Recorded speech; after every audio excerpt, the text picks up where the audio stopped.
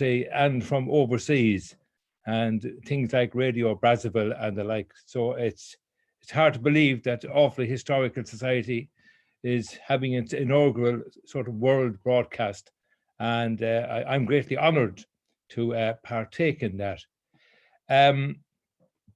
The subject matter tonight was really it had a working title which was a bit obtuse. It was called "Forgotten Souls and the Faithful Departed," but we thought that stories and glories of Offaly graveyards might have more appeal and certainly more meaning. So the idea is to talk about the book that I did on the Banagher graveyard, and helped by many people whom I'm home to acknowledge, and then just to have a look at other graveyards throughout the county and some of the most notable memorials in them. So this is the book, and I'm not going to go on too much about it except to thank everybody who it has sold quite well, and thank all those who supported me in buying it, and particularly all of those who helped to bring it to production. I'm indebted to a lot of other taphophiles. This is a word that is beginning to creep in for people who are interested in cemeteries and graveyards and the like. And I'm greatly indebted to Stephen Callahan and Cayman O'Brien. I learned a lot from their book on the St. Brendan's graveyard in Bor, and also to Breda Condon and her book on the Connolly Church and Cemetery. Of course, there were lots of other books that have been done over the years. More recently, Kilmonaghan Graveyard by Michael Carton. The Edenderry people have recorded, Edenderry Historical Society have published a book on a lot of the graveyards in that part of the county. And then going back, hard to believe it, almost 40 years, we published separate volumes on Rahan near Tullamore, Kilmahunna in Lusma, and Monasteroris near Edenderry. The ambitions then were mediocre enough. It was just to record the inscription, and that was it. We didn't look at the memorials at all, but I think we have moved on since. Just on the right hand there, you can see two other books that came after those. John Carney's book on the Dangan cemeteries, particularly Kildare, and then there was books on Lynally and yes, Kilcrutton Cemetery, which you see there on the right. And then there was Towards a History of Clonfert, which also contained the memorial inscriptions from the graveyard there. So drawing on all of them, I was able to get down to work on the Banagher book. Just a few words about recording and transcribing. Your most important friend is the sunlight. You can't beat natural sunlight. At times, along with the help of Vincent Drew and Banagher, I did bring a generator into the graveyard and a few strong arc lamps and the like. But I think natural sunlight is your friend, but it does require getting up early. For example, in the last few days, if you can, on a frosty morning, a frosty sunny morning, you get brilliant sunlight. We were usually finished our work, we're starting at 10 a.m. and finishing at lunchtime, and very often bringing a picnic to the graveyard. Samuel Beckett, in his short novella, First Love, I think he begins the book with, he has a great wry sense of humor, and he begins, I think, one of the first paragraphs with, "I have no bone to pick with graveyards. In fact, my banana, when I choose to eat in the open air, tastes better than nowhere else than on a table tomb," and so on. And the word table tomb makes great provision then for sitting down and having your picnic there. It is important when recording to get the exact inscription with all its faults and failings, as you might think, but I think that's the best way of doing it. A lot of memorials now can be quite faded, and for some graveyards in Offaly, we're very lucky that at the turn of the 19th and 20th century, an association called the Association for the Preservation of the Memorials of the Dead, that's up on the left-hand side there, they recorded a lot of tombstones and so on around the country. And I have it just there as JMOD, the Journals of the Memorials of the Dead. But above all, and this was something I learned during the process, take photographs as early as possible. And I mean that as early, if you do want to take on recording your graveyard, take them on as early as possible in the process, and perhaps as early on in the day when the sun is at its height, and before noon or 1 p.m. when it goes south. Now, the reason for that is the vast majority of headstones in particular face to the east. Some of them face west, for example, some for clergymen. And I think the idea there is that they're facing the congregation. But most of those who are buried like to face the rising sun. So you get the sun at its best in the mornings. This is a slide I took just yesterday morning, not far from my own home in Meelick.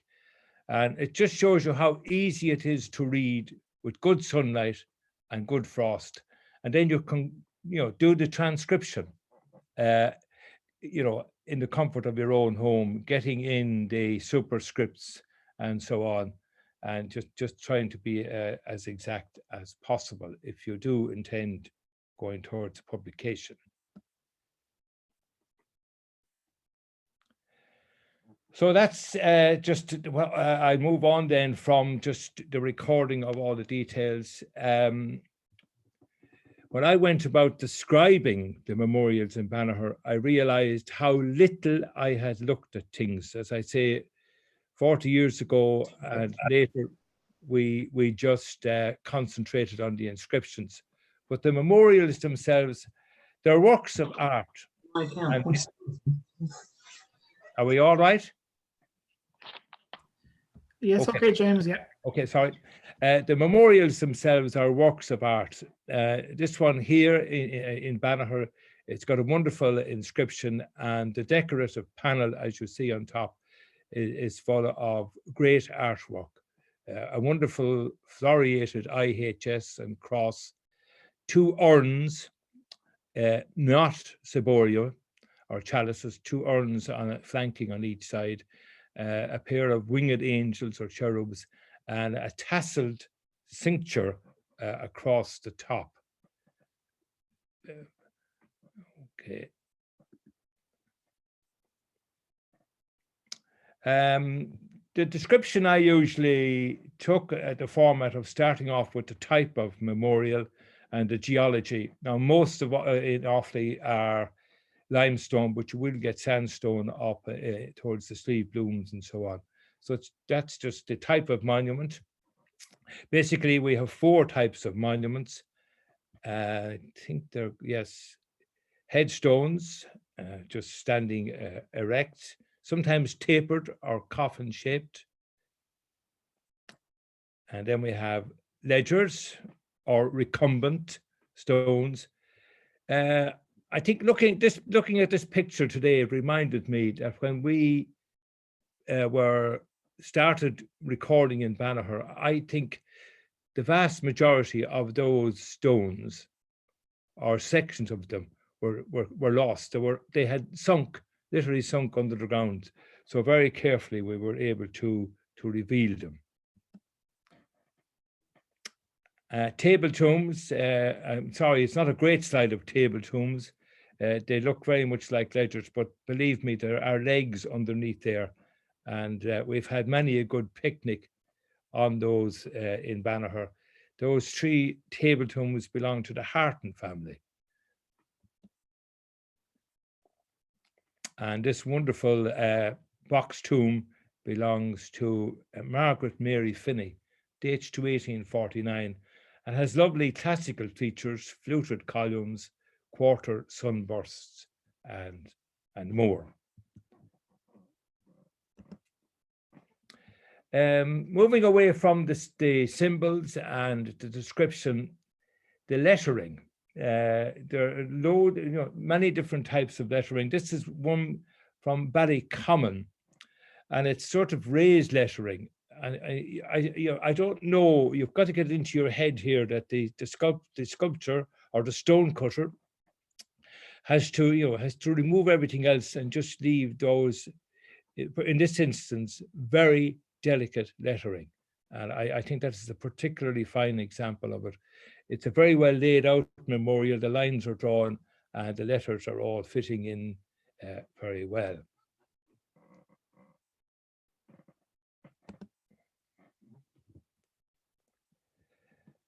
This is one from Raleigh. It's particularly a very unusual type of lettering. It's very flourished, dating back to 1759, belonging to William Hopper. It's very lightly incised and the letters are very flourished. And looking at the Y there at the bottom and the A in aged in the second last line, you can see that it's quite flourished.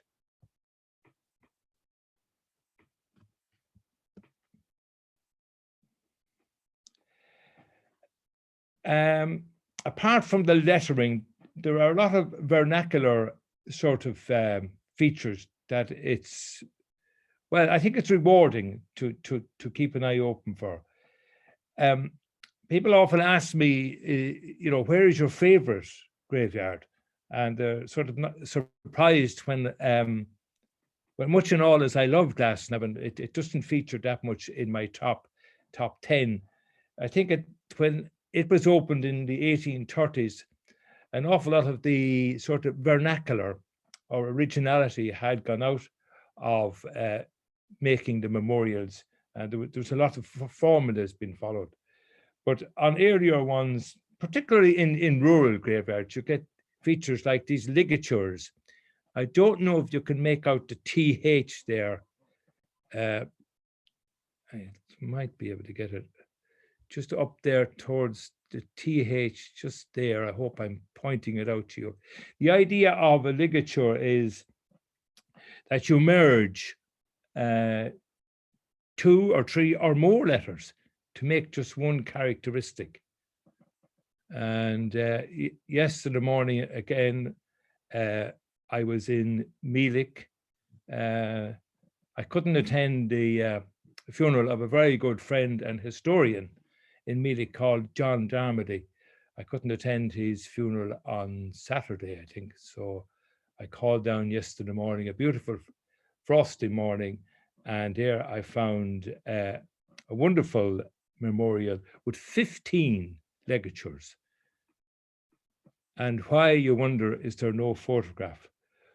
Well, because at some stage during its history, it was removed and put onto a wall, and very rightly so, it's in very safe keeping, but it was facing west and there was practically no sunshine getting onto it. So I didn't get to take a photograph of it. This is a ligature here from Banagher, the 3 letters of the word de. And in the one I saw yesterday in Meelick that I mentioned, it was to Thomas Dolan from Lava. Lava is a townland in Lusma as you go down towards Victoria Loch from Banagher.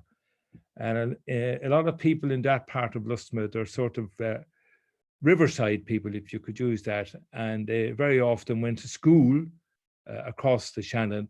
And in this instance, that some of them were buried across the Shannon, living in County Offaly in the parish of Lusma, but being buried in County Galway in the graveyard in Meelick.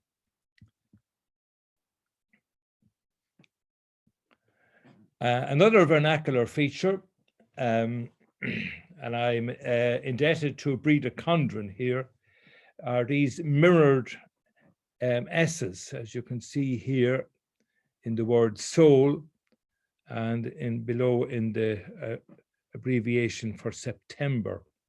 That's from Banagher. There is one memorial in Connolly where great sportsmen are laid low. You've probably heard of that from the Offaly Rover, but we might come to that later. There's a memorial for only Scully, and 6 of the S's in that are mirrored. And again, it's just sort of a quirky sort of vernacular feature of the stonecutter's work. One of the first graveyards I looked at almost 50 years ago now, hard to believe. I think there's a good friend of mine listening in Dublin called Cathal Coleman. We'd be talking about something and he would put up 3 fingers, meaning it was 30 years ago. And then more recently, he began to put up 4 fingers. And then we had the great moment when he put up 5 fingers to say, gosh, that was 50 years ago. But this is a particularly fine monument in Kilbride, very near Ballycown Castle, not far from Tullamore, out along the Grand Canal. And the decorative panel here is well worth looking at. A magnificent cross with fleur-de-lis terminals. I don't know if I could describe that as a cheeky cherub. Cheeky, chubby maybe, cherub, but beautiful. Birds lost in the tree of life, or vines, whatever you wish. A beautiful IHS monogram with a miniature skull and crossbones, and of course the cross rising from this little bump in the crossbar of the H, which some taphophiles or historians refer to as the omega, the last letter in the alphabet, itself a symbol of death. And then 2 wonderful flaming classical urns there. So this is the memorial of Anthony Bracken, and it dates to about, I think, 1803. And that's just a close-up there. The encircled S, beautiful foliage, cross and skull and crossbones, and the this memorial, I think, well, obviously it has been cleaned recently, and it's just to be very careful with old memorials in cleaning them. Reading a book on guidelines for graveyards, which the Heritage Council published some years back, written by Cameron O'Brien, from our own, as we say in Offaly, our own, from Bar. And the advice there is, use a cloth and water as much as possible, and be very careful that, that we don't take a lot of the lichens and mosses and so on. They can actually be help to preserve the stone. But this is an absolutely wonderful work of art. Unfortunately, it wasn't signed. Other things to find in graveyards are coats of arms, and this one belong to the Miller family in Banagher, and it very badly eroded. It's hard to make out anything in the best of winter sunlight there. But fortunately for us, those people who recorded for the Journal of the Memorials of the Dead, the JMOD, they had a good look at this about 100 years ago, 1917, and left us with a very good description of it. And as I say, if you look at volume 4 of Offaly Heritage, John Carney and Maureen Kincaid, I think, they have a list there, a very good list of all the graveyards in Offaly that these people recorded from, and it is a very valuable source. Another coat of arms. Something strange happened today. I was looking at this picture and I thought I might zoom in just to make it clear, the lovely carving on, and the green stain seems to have disappeared. It's the same photograph, so I don't know what's going on there. Somewhat eerie. And you can see the green stain there, and I have a key to the crypt. I don't think anybody else has been in, but it does seem to have been cleaned and looking very well there. So maybe there's a scientific explanation for that. I don't know.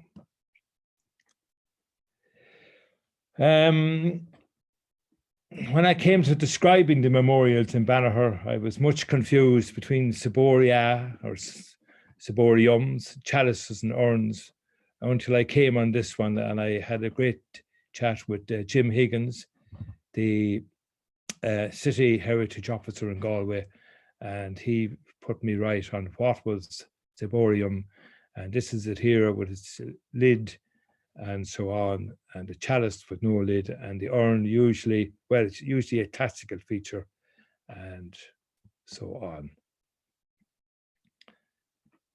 This is a very beautiful piece of work. That's only about 9 inches by 6. It's a very delicate piece of work.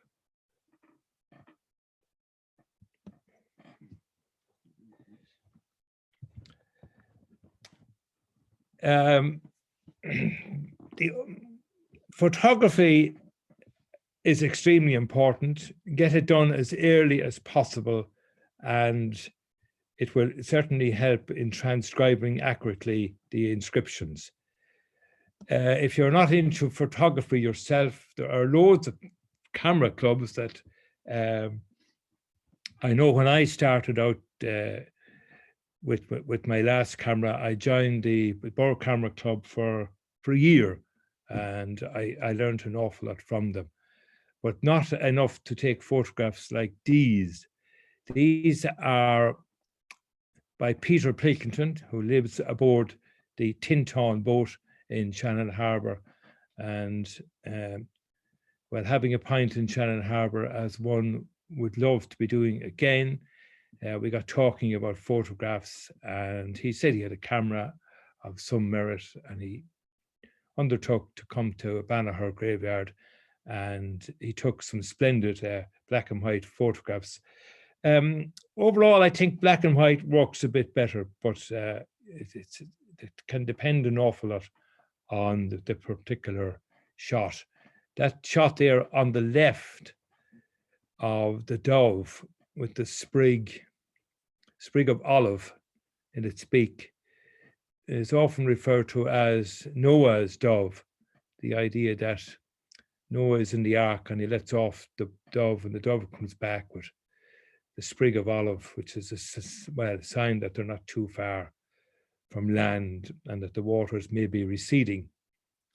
The one on the right, I think, was taken on a frosty morning after the thaw had set in, and the water is just sitting nice in a rosette that's on one of the table tombs.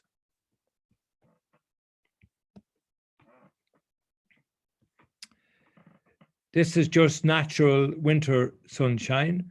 It's a headstone which fell and fortunately was facing west, sort of, and I think it might have been even later in the day when we got that picture, but a beautifully inscribed lettering and so on, and again dating to the 1790s.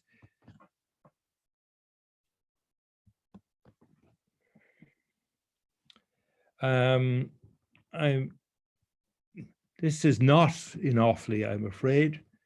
This was taken in Glasnevin, and it is a memorial. One of the great high crosses that are there, but it's depicting the parable of the Good Samaritan.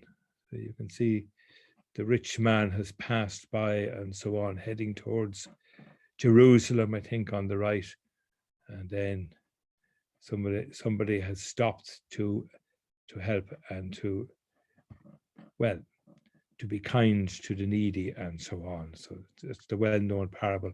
It's a beautiful panel, and I think the black and white works particularly well there. It works, of course, particularly well on limestone. You have so many shades of grey, but I don't think there's any need to go there. So many people to thank. This is Margaret Barton from Lusma, who was a great help many years ago when we began the initial recording of the memorials in Banagher. And then as we neared publication, we needed to get a map, and I was delighted that Owen Bodrick, also from Banagher, was, well, an architect of note and was able to produce a remarkably fine map, and it makes it easy for visitors to find their memorials. I can't see all of the scripts here, but an important thing we found is before you do the map for publication or whatever, going up online or whatever, make sure that you have found all of the monuments first. Some graveyards can be very overgrown and etc. So it's only after a few visits that you realize, well, there's something else over here, or there's something else lying against the wall there, and so on. We were very lucky in Banagher that two local farmers, Kevin Lynch and Owen Lyons, were able to borrow sheep. And I think, I hope I don't err when I say that there was a general approval for having sheep in graveyards. They certainly do. In a couple of weeks, we have them in, at the moment, we have them in sort of twice a year for about 3 weeks, about a dozen of them. And they certainly do very little damage, and they do a great lot of work by way of, well, removing all the vegetation and so on, and revealing a lot of the memorials.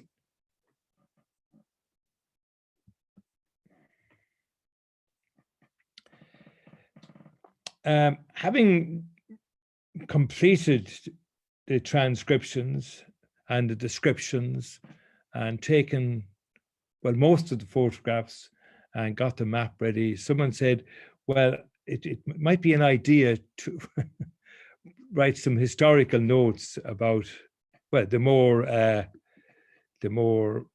renowned people in the graveyard. So we sort of began this gradually, and it sort of culminated with a presentation, which I will come to, which we put on in the graveyard during the TBBF. That's the That Beats Banagher Festival in July 2019. But before I come to that, it's just to acknowledge Sheila Morgan.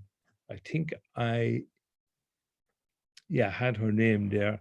Sheila was had an internship, I think is the word, in the Heritage Office in Offaly County Council for a while, and she volunteered to get involved in a very useful exercise in sort of what's the word? Not composing, but putting together an A to Z of Banagher, drawing from 19th century directories, a map which had a list of tenants, other lists that we found in newspaper articles and so on. And I must say, when we came to write the historical notes, and you were wondering if there was anything on the McKeowns or the Millers or the Armstrongs or whatever, that it was a very, very useful source. So I'm very grateful to Sheila. Sheila is living in Rosemount now, was from Ballycumber. And speaking to her recently, we have agreed maybe to bring the Banagher A to Z to a greater level, because we have discovered some other sources that we can amalgamate into it. So just to acknowledge her help there, and also to acknowledge the help of Stephen Callahan. This is Stephen's third book, or maybe his fourth. The one that he did with Cayman on Heart and Soul in Bar. He also did one on a graveyard, I think, in Lucan, with some people there. And this is his own work on the military cemetery at Crinkle. And the lovely watercolor, I think, by Rachel McKenna on the cover. Stephen was, when I approached him, I had found sort of 7 people in the Banagher graveyard that had a military ring about their inscriptions. So he was very good. He undertook to research them. And in the course of that, he sort of hinted that he thought there might be a book coming out about William Bamford. Now, all I knew about William Bamford was the very scant details that were on his inscription. And even they were a bit hazy. We didn't know exactly if he died in 1803 or 05, or whether he was 83 or 85. The 3s and the 5s will bother you. That's all I warn, but maybe it's best just to give the 2 options. There's very little between them. But anyway, Stephen was right, the hunch was right, and literally within months of Forgotten Souls being published, this great book came out on William Bamford. It deserves a talk in itself. The John B. Hattendorf is the author. Well, let's just say a renowned military historian. Another book that I would draw to your mind is Offaly's War Dead.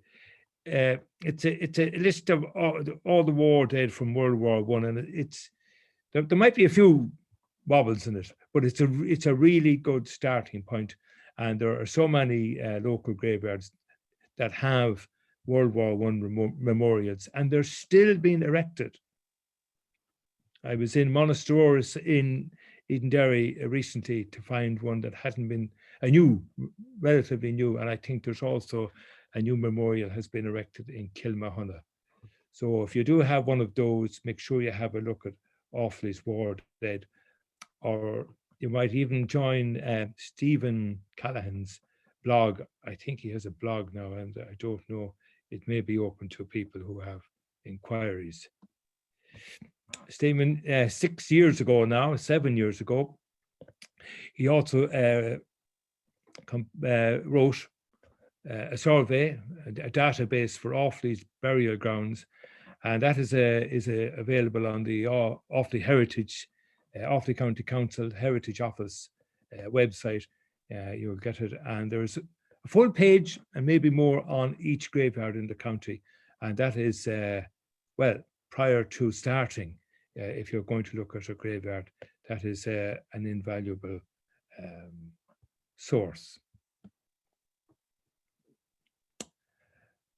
This, apart from the book on William Bamford, I think I owe this one to Kieran Keenahan. I was talking about some flatteries that were buried in the graveyard, and he said, I think there's a book on them or something. So out came this book by Patrick Flannery. And hello to Patrick. I think he might be tuned in. And if not, well, we give him our best regards. And we look forward to him making a trip to Banagher soon. But the cover has this lovely image of the memorials and the church. And while it's not exactly a history of Banagher, it's a really good story. Pat himself says in the introduction, he takes liberty with the history and the sort of the layout of the locale, but it's a pretty good story anyway about Fenianism and so on. And that is just a nice detail from one of the Flattery table tombs on the right, a very nice rosette. What really drove us on to writing historical notes was this notion that for the TBBF, That Beats Banagher Festival in the July of 2019, that we would invite people to come to the graveyard for an encounter with Banagher's faithful departed. This idea first occurred to me in the railway bar, and there was discussion. That's the railway bar down at the west end of Banagher. When I came in, not too long afterwards, a few days afterwards, well, they said, well, generally we thought you were cracked with the idea. So, well, fair dues to them, a few of them signed up to take part in it. So the idea was that we would take maybe 10 or so of the memorials belonging to people that we could write scripts and get people to act the parts of those, well, faithful departed. About 50 souls turned up that evening, and it was well received, and I would certainly like to do it again. So just some of the names that were involved that evening: Brendan Dolan, Banagher actor, and we just wrote together a piece of an early 19th century stonecutter, his trials and tribulations, and what people want and what they don't want, and this script and that script, and italics, and wanting to spell their name that way, although he knows it's not right, and inverted hearts and urns and so on. And so he was quite good on that. And I think Brendan's closing part to his script was quite ironic. He was bemoaning the arrival in the graveyard of a concrete memorial. And of course, that would have been the end of the stonecutter's work. And he said, well, if they put one over me, he said, it'll be over my dead body. And we left it at that. These are the two Andrews sisters, playing the part of the two Fox sisters who founded a convent in Banagher in the 1860s. And I think they left a lot of money in their wills with very little provisos, except that they would have a memorial to them and that it would be tended to. And it is a really splendid memorial. This is Bryn Coldrick, a knowledgeable man on Francis Ledwidge. He has done a one-man show, and hopefully we get to see it in Banagher or Bar in time to come. And he sourced this magnificent First World War uniform and gave a very good explanation of all the various artifacts that he had there. And he is standing at the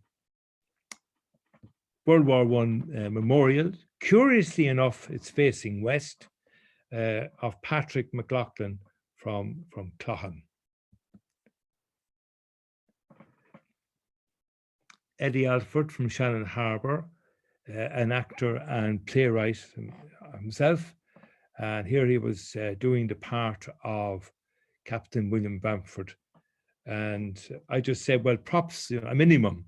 So he just put himself into a shroud and performed the part extremely well.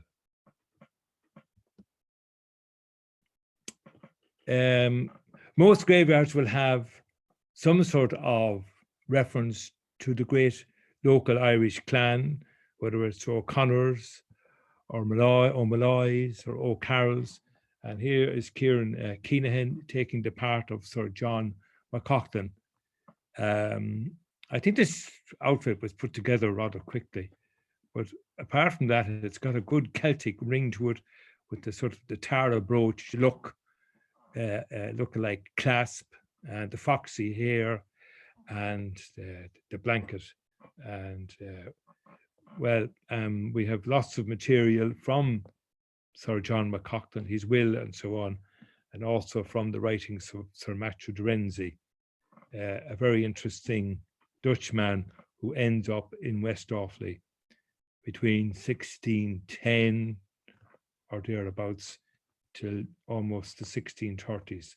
And he has left a lot of manuscripts, which let's just say which we are looking at the moment, and hopefully something will come to fruition. And that's Kieran and I who are looking at them. This is Nick Andrews from the railway bar, from the outside of the counter of the railway bar, if I could put it like that. Ironically or coincidentally, that lovely iron cross is dedicated to Nicholas Andrews of Drogheda. And I got talking to Nick about this, and he said, but I'm from Drogheda as well, if Stamullen, I think it is, in Meath. So that was just too much of a coincidence. So he volunteered on one condition, that he didn't have to speak. So he came up with that idea. So we sort of wrote a text around that, and he sort of tended to his memorial. Nicholas Andrews did work for the Grand Canal Company, lived in Shannon Harbour. He seems to have died young, I think about 33, but I don't have the full story as to what happened. But it's a very, very nice memorial, and appropriately enough, for a man who worked in metal work and so on, repairing steamers. He's got a very nice wrought iron memorial, or cast iron memorial, sorry. And this is Doreen McGowan, and here she is playing the part inside the Armstrong crypt of Grisel Armstrong. Grisel's memorial is just behind her, dating back to 1680. And she played the part very well, lamenting the fact that she died in 1680 and wasn't there when her husband, Thomas, I think, was involved in the building of, well, shall we say, the 17th century version of the Bridge of Banagher, and that her daughter was certainly the first female to walk across. So she just was lamenting at that, but she was also rejoicing in being associated with the Armstrong, and she elaborated very much on the coat of arms that we saw earlier. The last piece we had was, it's just Angela and Michael Flannery playing the part of Mr. and Mrs. Malloy, and they have a really fine headstone, beautifully carved and so on. I think a lot of the finest carvings, I think, are in some way, a lot of the finest carved memorials are in some way connected with stone cutting families. The Malloys, I know, in Tullamore are a stone cutting family. The one we saw earlier to Anthony Bracken in Kilbride, and so on. And I often wonder about that. And we'll see one later on in Kilrehan in Ferban. And I wonder, is it a stone cutting family? It's very few of the memorials are signed, which is a pity. But they had a really beautiful memorial. But Michael played the part, I think it might be John Malloy. And well, fine and all, as his wife said to him, fine and all as our memorial is, you know, you're still not happy. And he says, it's not the memorial. He says, it's where I am. And he's at the foot of the hill, and the Flatteries and the McIntyres and so on are at the top of the hill. And here they are looking down on him. And we made a bit out of that. And it's an echo. I don't know if you're familiar with Craine Aquila, Martin O'Coin's great novel, translated now, I think, twice. One version is called The Dirty Dust, which author escapes me. Anyway, but that opens up with the leading female character, and she's saying, "Knock eran buinse atome. Am I not out on the point overlooking the sea?" And she's very dissatisfied with where she's buried. And that recurs right throughout that novel. So we're going to move on quickly to part 2, and just to look at some other graveyards in the county. Clonmacnoise, of course, is probably the greatest graveyard that we have, and this magnificent image by George Petrie about 1820, and you'll notice towards the centre a funeral is taking place, and I just think that's a particularly well, poignant, that the coffin being carried across and the chief mourners walking or on horseback, and then in the foreground two young chaps, well, oblivious to the mourners and their grief, and the others also more or less like that. But Clonmacnoise is that sort of a place. It's a place you get lost in yourself, and it's well, we won't go on too much about the great poem there about the chiefs of Ireland being buried and so on. Graveyards are wonderful for in literature, apart from Crenakilla. They're everywhere. Shakespeare's Hamlet and so on. And I was trying to remember there, A Quiet Water Land, Joyce's Ulysses, the Hades, you know, and so on. The poetry of Michael Cody from Carrick-on-Suir, and others who sort of can bring great life to the communities in the graveyards. So we're back to Kilbride, where we looked at that lovely monument of Anthony Bracken. And this is Edward Flynn, dating to 1795. I was just in the gate of Kilbride, and winter sunlight, and you hear this beautiful raised lettering. Pray for the soul of Edward Flynn, etc. It's so easy to read and to bring home in the photograph and to decipher it. What was interesting, apart from the raised lettering there, were the symbols. To the left you have an hourglass, and then the IHS, and a rather peculiar looking disc, which we will zoom in. And above that, the sunburst and the 6-petaled flowers on each side are marigolds, and lovely chevrons forming the border, or sorry, lovely lozenges forming the border down along each side. Now that's taken in winter sunlight, and it's completely covered. You can't see that with the white lichen, but it's completely covered in frost, which helps. And that's just a close-up of the hourglass. And then this strange image of a head.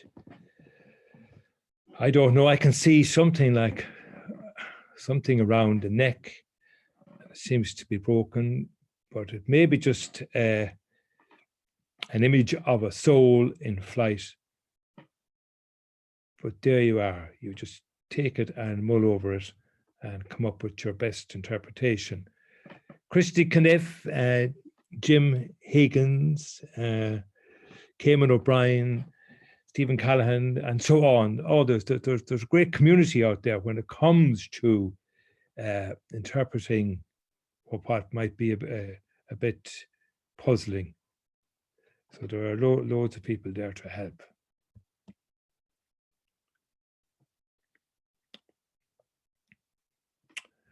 Someone said you can't get much closer. Well, I said he doesn't get much happier. It's very sorrowful looking. Anyway, I'm not too sure what it's meant to signify. Again, staying in Kilbride, this magnificent, I'd say it was a wall plaque at some stage. It's just inside the gate on the left, rather small, about half a square meter. Very old in sort of local terms, done soon after, I would say, 1710 for Geoffrey Luther, aged 81. So that man was alive in the 1630s, you know, and the lettering is just superb, and the dots, the punctuation, as it were, between the spacing between each of the words. I think it's just the quality of the lettering. And here it is 300 years later and still looking extremely well.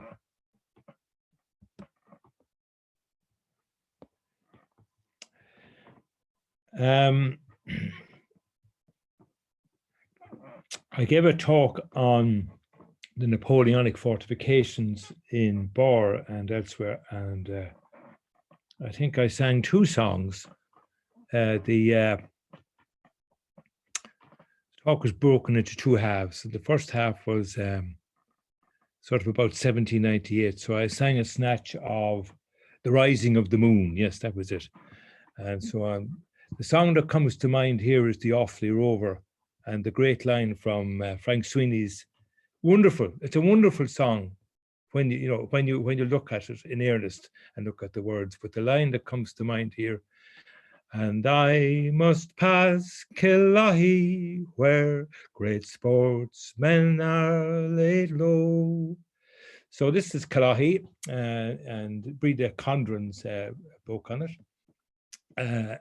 Gives us all the information. Michael Digan died in 1801, and you have a large litter and a hurl, so it's undoubtedly the memorial to a hurler. A similar memorial, Kieran Keenan drew to my attention from Mourne Abbey. It's 33 years later, but it has a lot of similarities. A large litter, similar hurl. The footwear is quite fancy, and the attention, there's very little sort of religiosity on it. I think on Michael Dignan's, yes, that's just about it. I think it's the IHS and that's all, and then the reference to hurling. And I think Michael died, I think at training on a Sunday morning, I think, and he was I think it was in his 20s, and the man at Mourne Abbey, I think also, you can just see there on the left, he was just 19 years of age. So the lovely memorials and worthy of, well, recording and publication. Another graveyard I love to visit is Kinnity, and this is the wonderful pyramid in Kinnity, a very unusual memorial, probably dating to around the 1830s. I think Lieutenant Colonel Barnard had returned from India, and 6 members of the family of Barnards from Kinnity Castle are buried there. And while it is a magnificent memorial and I love to visit it, it was something else that caught my eye earlier this year in the month of May. I think I was walking back out from the pyramid when I spotted something inside or lying against that railing there at the back, at the east end of the church. I think you can see it there on the right-hand side.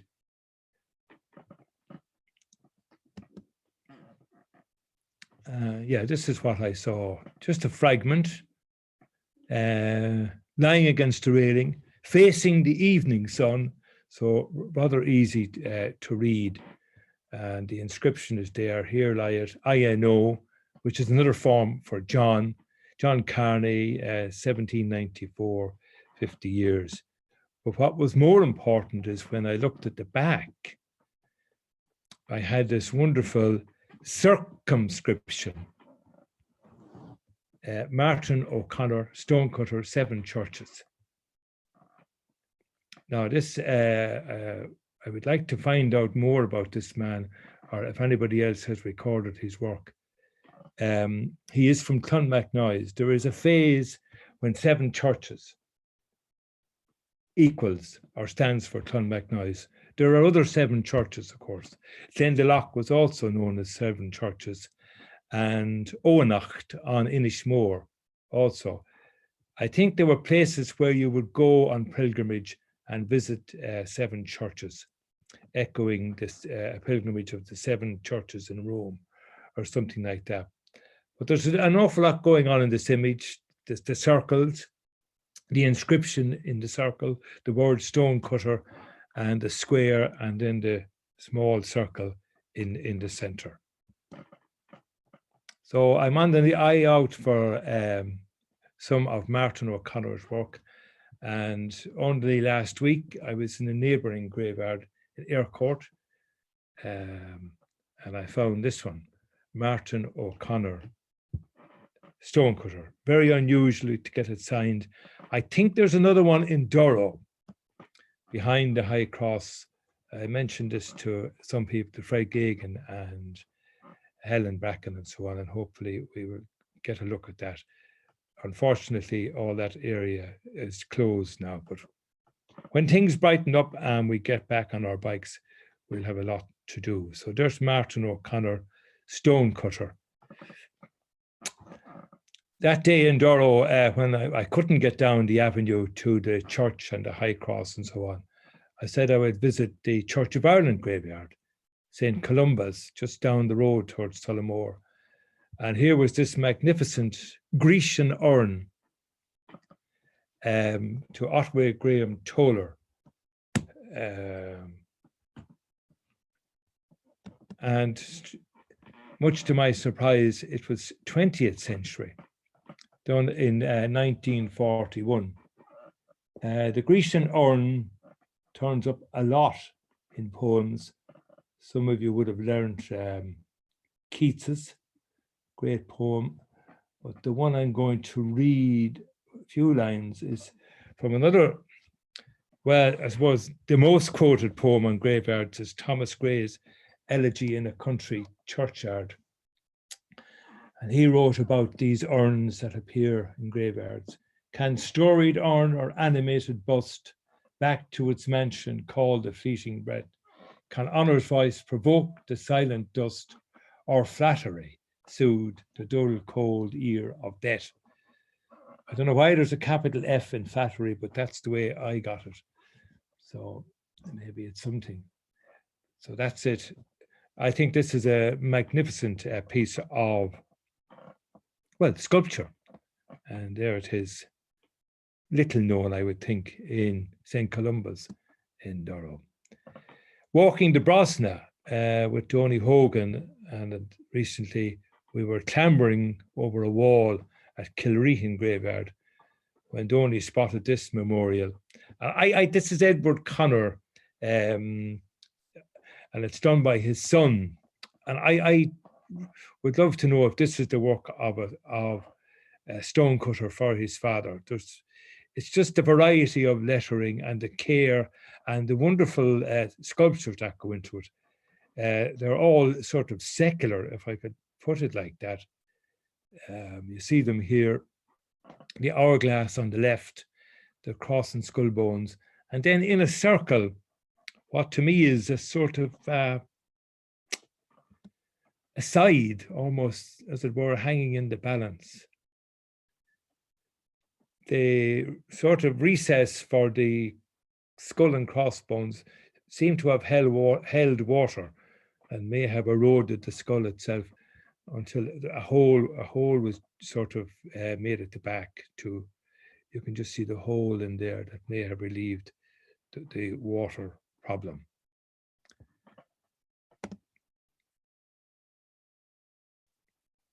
And that's the little recessed panel with the side sort of hanging in the balance. A side, of course, a symbol of death, father death, and so on. Even before you get into some graveyards, there's things of note. A lot of graveyards have coffin rests and the like.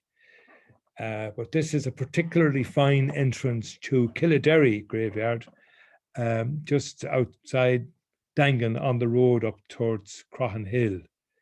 It's got magnificent carving over the gate with the lovely Latin inscription, Quod nos sumus, aritus et vos. as we are now, so shall you be. Mike Byrne remembered that my mother used to sing that in a very sort of a jaunty way. She would sing the full version of that Latin inscription.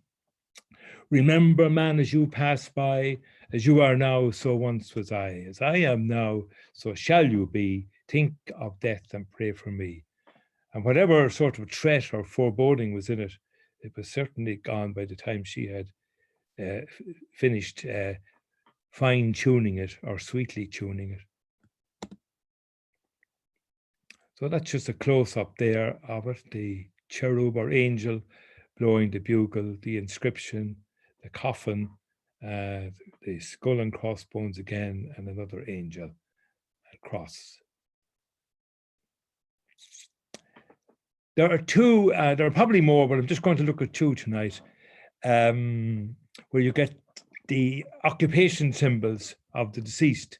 And this is a particularly good one in Gallen the Main for Ban. And I'd like to say hello to all the Healys and Gilligans and whoever I met over in the graveyard in Ferban, and they're doing great work there. This is the memorial to, I have it here, pardon me.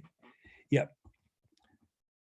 Thomas Connor again. And I wonder if there's an association here with the Stonecutter family. I'm not too sure, but there's this man in this case is a blacksmith, and you can just see the in the panel there the various tools, the anvil, hammer, the pliers, maybe tongs there, and so on. And over on the right, something for measuring. Not too sure what it is, and I would welcome an opinion on that. The second blacksmith is in St. Cartages or St. Carhawks in Rahan. This is the memorial to Peter Connolly. Both of these date to about the 1790s. And while the decorative panels are different, when I had a close scrutiny of the inscriptions, I have no doubt that both these memorials are by the same stonecutter. Another thing to keep an eye out for are the symbols of the Passion. I would like to apologize here to people from South Offaly. The vast majority of the photographs were taken in the last sort of, well, between lockdowns, and I'm pursuing something on the Grand Canal. So most of my outings, field trips, were to between Edenderry and Shannon Harbour, and I tended to come across North Offaly and West Offaly, and I apologise, but I want to thank Stephen Callahan for this lovely image of the symbols of the Passion. These are where symbols on the tombstone echo the Passion of our Lord. And in this one, the close up, you can see the cock on the left-hand side on the pot, and below that the flail. Then there's a pair of dice at the top, a ladder and a spear and a hammer, and across the bottom, 30 pieces of silver. Now, there are many more of these in the county. I think I might have mentioned two of them. Yeah, certainly there's one to Patrick Kelly, I think, in Kilmahonna about 1790. And there's another one in Eglish, Church of Ireland graveyard, which I spotted on a Sunday evening, but the vegetation was too high for photography, so I need to get back there. But I would welcome any more of those that anybody has spotted. So coming to a close, I think, in Forgotten Souls, when writing about lettering and so on, and the not so much the care that is taken with, but that the appreciation we need to make of it. I quoted the great Cork stonecutter and sculptor James Murphy. So I was delighted when visiting St. Bridget's Church of Ireland in the Green in Clara. Those of us who were there for Shane Lowry's homecoming will have, it's just, that was a wonderful arena that evening, a wonderful amphitheatre, and the church was looking down. But just where I have the red dot now, just in under the trees there, there's this very fine memorial to Vivian Mercier and his wife Eilish Dillon. Mercier was almost a contemporary of Samuel Beckett, about 7 years younger, but he died in the same year, 1789, and Eilish Dillon was herself a writer of considerable note, writing Across the Bitter Sea and a few others that I can't see there, unfortunately. The quality of the photograph, I think, can be explained. It's under the trees, and there's a lot of water dripping down on it, and it's difficult to get a good photograph of it. That's the sort of the horizontal part of it. The upright part of it fares a little better, and you have this wonderful carving of daffodils, and this is by the Seamus Murphy that I've just mentioned already, the great mason. And I don't know if there's any more of his work in County Offaly, but he was a wonderful sculptor and a really great stone cutter. Also a great writer. His book Stone Mad is all about the Stonies, sort of before the onset of concrete and so on, back in the 30s and 40s when they were building big churches in Ballinasloe, Tullamore, and so on. And it's a great read. And that's just Seamus Murphy there, and that's his signature on Mercier's tomb in Clara. Mercier wrote a lot. Probably his greatest book was the Irish comic tradition, but he wrote a lot about Beckett too. And I think he probably doesn't like to hear this, but he is most remembered for his quote about Waiting for Godot. Waiting for Godot has achieved a theoretical impossibility, a play in which nothing happens that yet keeps the audience glued to their seats. What's more, since the second act is a subtly different reprise of the first, he has written a play in which nothing happens twice. So I don't know if he'll forgive me for quoting that, but he is remembered for that. It's a great play. I won't say I understand it, but I really do enjoy it. This is Murphy himself in this picture. And of course, he had the privilege of doing many great memorials, including Sean O'Riordan's on the right. And you can see the quality of the lettering and the simplicity of things. I think there are many quotes I haven't forgotten souls about him, but the first essential is a good eye. So we leave it at that. So just another nod to Monasteroris, and I hope to get back over to that side of the county. It's a particularly fine graveyard with a lot of memorials very early into the 18th century, maybe connected with the Quaker community, not too sure, but of a great simplicity. I don't have it here, but I know one not far from this memorial with a very simple inscription: Honest John Page and family, from here unto the wall doth lie.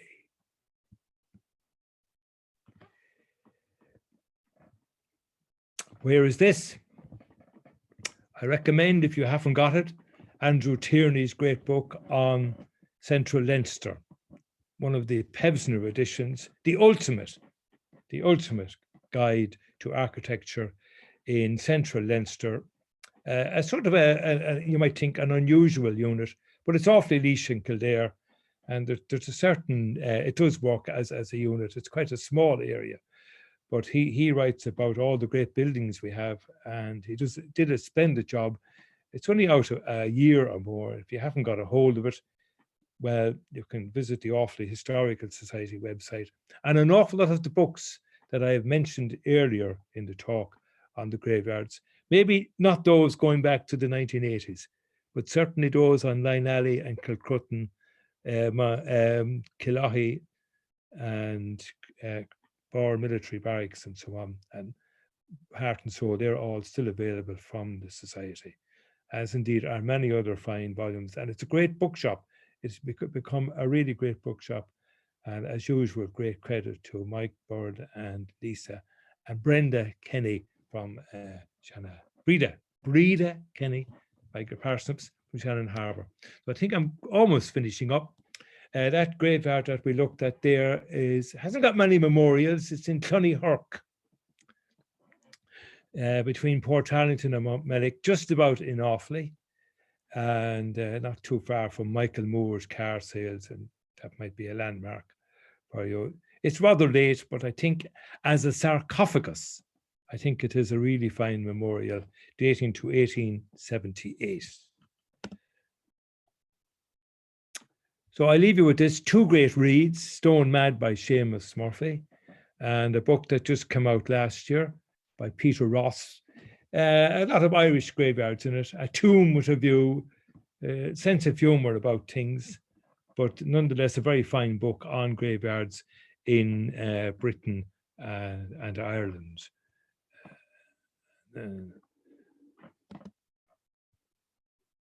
So when you can get back on your bike and you can get to your local graveyard, maybe take the photographs and so on, have a good look at things, and maybe you can enjoy the memorials, not only for the inscriptions, but for the wealth of vernacular features that they have, and for the wonderful artwork of the stone cutter. And hopefully, this is Glasnevin, of course, in all its glory, every year on Bloomsday, when the Hades episode from Joyce's Ulysses is reenacted. You might be familiar with the man fixing up the chairs there. Val, I forget his second name anyway, Val, it'll come to me. He's a great actor, and every year around midday in Glasnevin, the Hades episode, The Funeral of Paddy Dignam, is reenacted by the same crew, and it's a particularly worthwhile event. And I might advise you to bring a chair if you can. It does go on a little while. So thanks very much to Offaly History for the opportunity. I think I'm at an end. It's time I was. So salve aquavala, hail and farewell. And hopefully we'll see each other on the landscape. And finally, a word of thanks to Vincent Drew and Kieran Keenahan and Brendan Bennett there, the three gentlemen and their wives. They were of great help to me all during the closing months of the book Forgotten Souls. The graveyard now has an open gate policy, and there's a growing curiosity. So when you do come to Banagher, bring the family, and don't forget to have the picnic. So I leave it at that. Okay.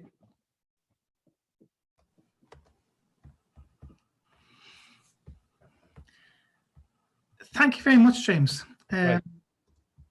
That was an excellent lecture and a wonderful run through graveyards and cemeteries and the whole culture around stone cutting, around memorials for the dead, around sources in this area in County Offaly. So thank you very much. And I'm sure people are at home giving you a round of applause, even though Right. I would remind people to, if they have any questions, to insert them into the chat box, and I'll try to keep an eye on them and put them to James. But if I may first, I suppose, abuse my position as chair for this evening. You mentioned, James, the historical notes. that you wrote up in relation to Banagher Hmm. Cemetery. Could you say a few words about how you went about researching those lives of the people who you could find some information about? Well, I think the important thing was to compile the A to a Z, because that's what you're going to end up after your inscriptions. You're going to have an A to a Z of those who are interred in the graveyard.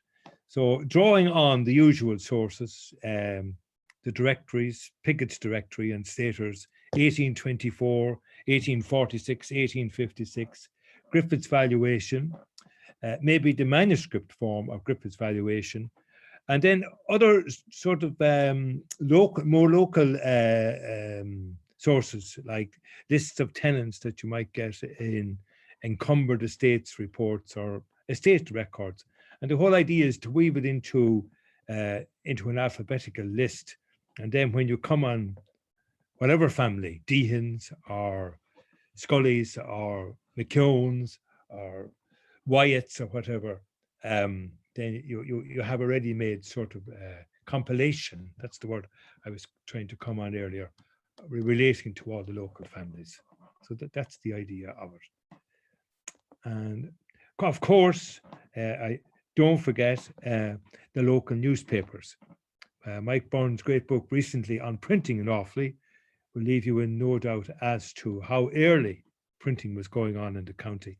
And a lot of these now are certainly in the Historical Society. When things reopen, you can go in and put in family names and so on, and you can get a lot of material from the newspapers.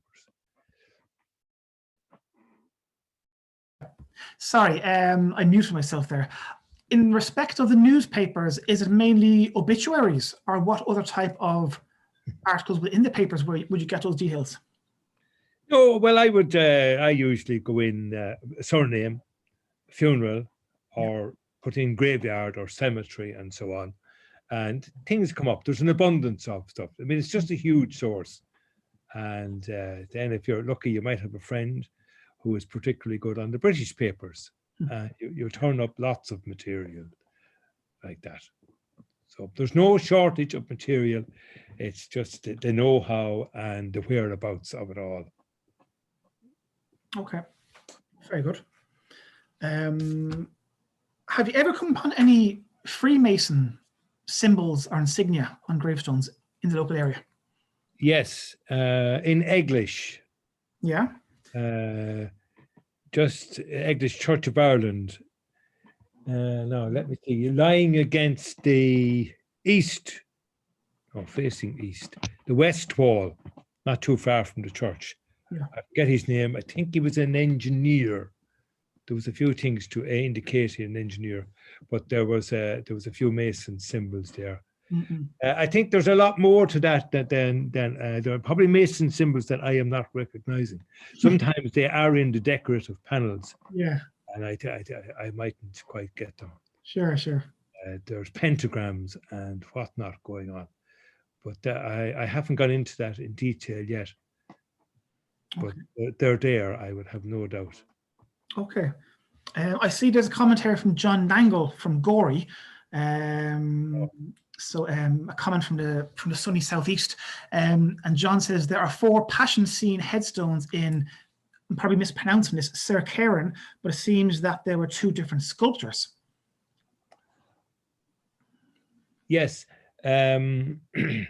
George Cunningham's book a long time ago now, again going back to 50 years almost, on Rossgrey and District, has a very fine material on those passion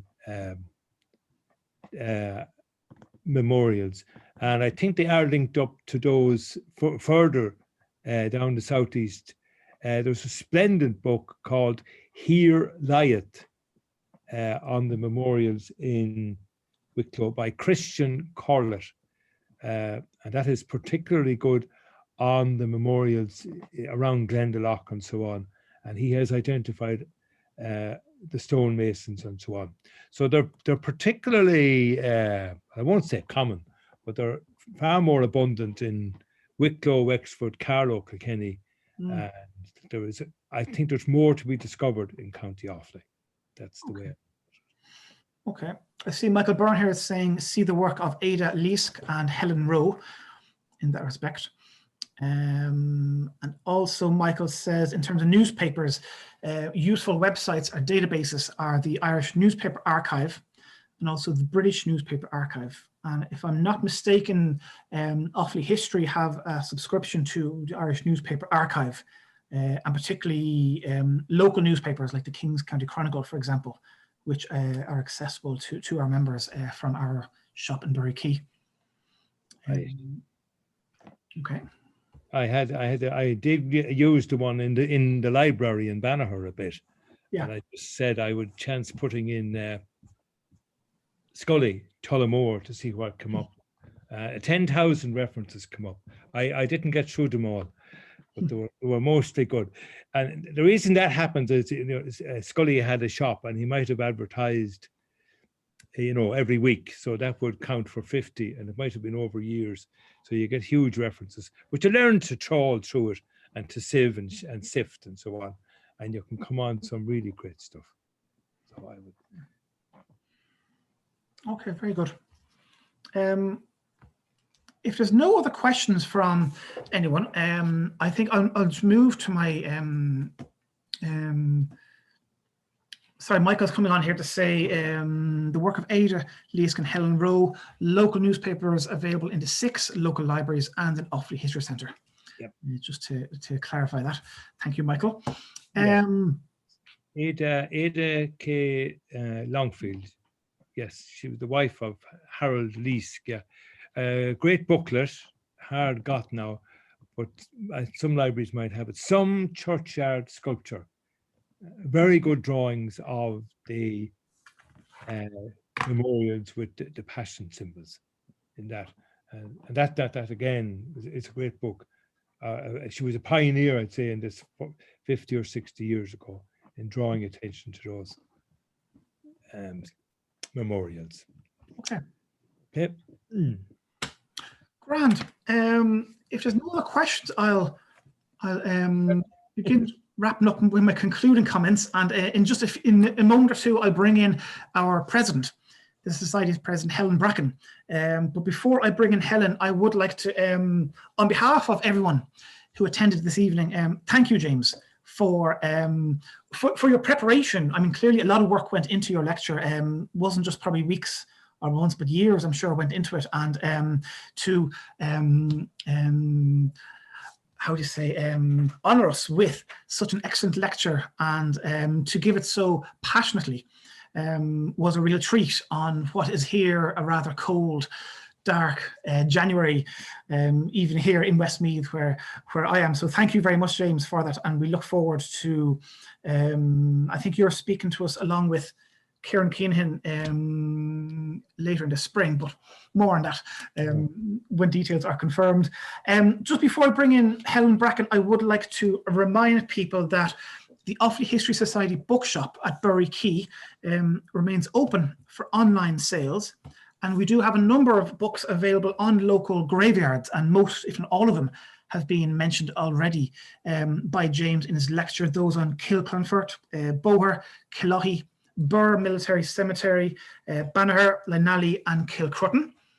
Given it's the start of the year, I would remind people to remind our current members to renew their membership if they so wish at the present time, and for those who are not currently members, to invite you to consider applying for membership to the Society for the year. Do please check out our blog on the website where over the last couple of years, we've put up over 250 different articles from different local historians. We put up articles generally more than once a week. You don't need a Zoom, Twitter or Facebook account. You can go in to our blog. We intend in the next few weeks, all depending on the kind of wider public health situation, to launch our recently published Offaly Heritage Volume 11, which was published just before Christmas. But more on that from our newsletter, so do stay in touch. Our next lecture will be on Monday, the 15th of February. Again, it'll be done online through Zoom. And Johnny Dillon, who is with the National Folklore Collection in UCD, is going to speak to us on County Offaly material in the National Folklore Collection. So that's the 15th of February, and do stay in touch with us because we'll send out a Zoom link in due course. On the 22nd of March, Dr. Dermot Wheeler will speak to us on the Laois Offaly plantation of the 16th century. In April, on the 19th of April, Dr. Eamon Darcy of Maynooth will be looking at Kings County or Offaly material in the 1641 depositions.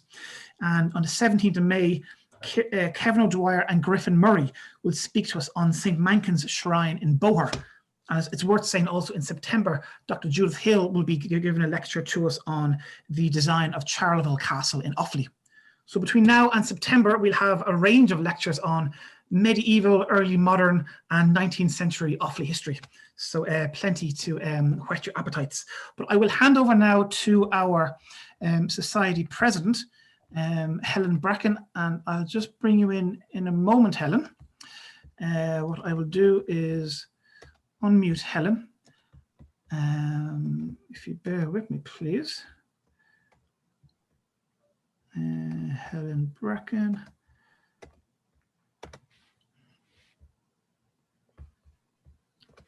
So Helen, if you're there, I've just asked you to unmute yourself and to turn on your camera.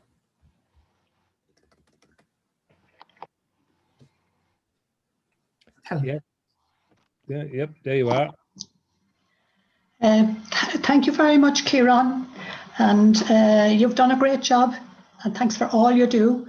And James, really enjoyed that, and I speak for the 80 people who are looking, at least that's what I saw on my screen here anyway. So welcome, all very welcome to the first, and my goodness, follow that. So, but as Kieran has said, we have a great lineup. So whether it's via Zoom or at our centre in Bury Key, you'll be always very welcome, and we're delighted to have you tonight.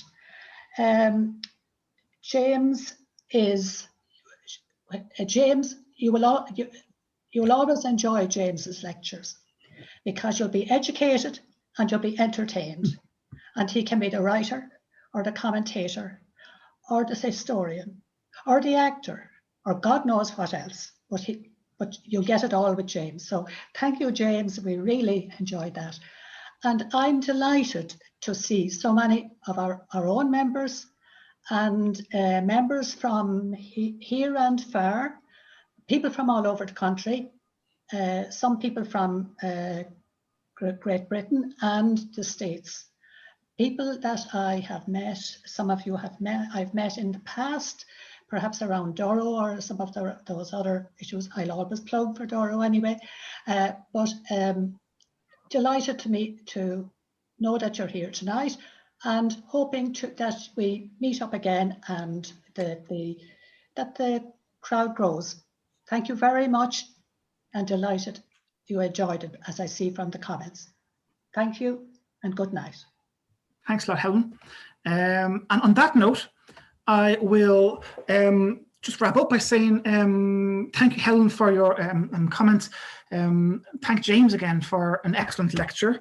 I'm reminded of us being told back in March that we must come together by staying apart.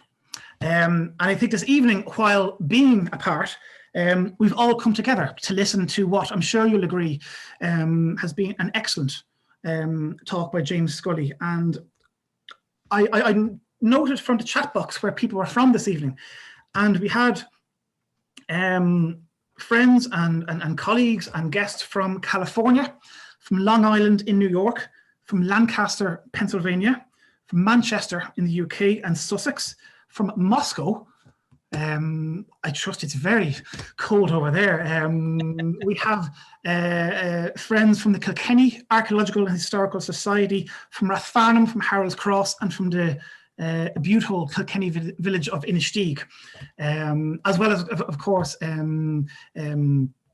friends and members from the local area in Offaly.